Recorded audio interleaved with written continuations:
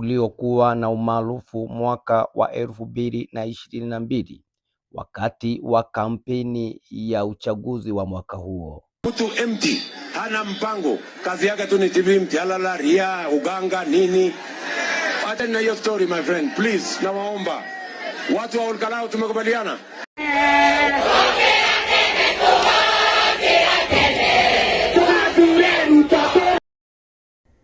Lakini baada ya miaka mitatu, hii ndiyo sauti inayosikika. Hapana, hapana, hapana, hapana.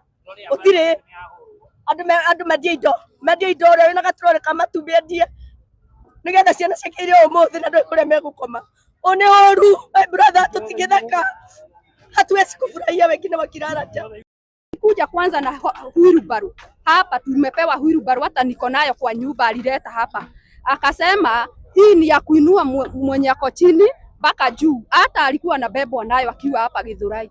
Sasa kutoka hapo hiyo wheelbarrow tukafikiri sisi wa mama boga tutainuliwa naye na tutatoka kwa hii wheelbarrow tuende mbele. Sasa hata mahali tulikuwa ndio ametutoa huko juu, ameturudisha chini.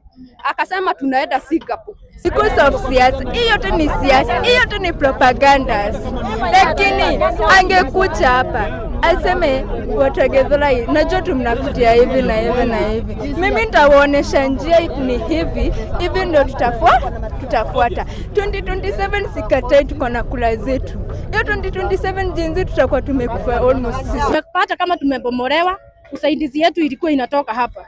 Tulisikia kuna bomolewa ndio barabara zitengenezwe na stage zitengenezwe. Swali ni hili, stage zikitengenezwa sisi wenyewe ndio abiria, hatuna pesa za kuenda, itakuwa aje?